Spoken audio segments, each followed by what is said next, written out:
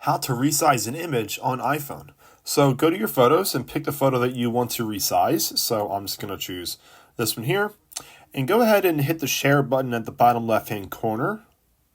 And then what we can do is scroll down and choose the option where it says Save to Files.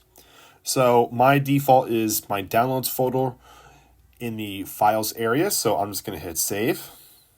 So it's saved. And now what you want to do is go find that photo. So go to your Files app on your iPhone. And I'm just going to go down to the Downloads. And the photo should be here. So let's just keep on scrolling. And it should be here. Here we go. What you want to do here is click and hold the photo.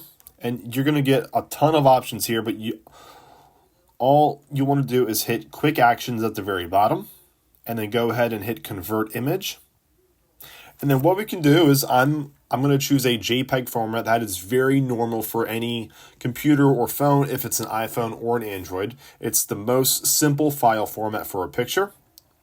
And I'm going to choose medium just to make sure that it's a smaller size.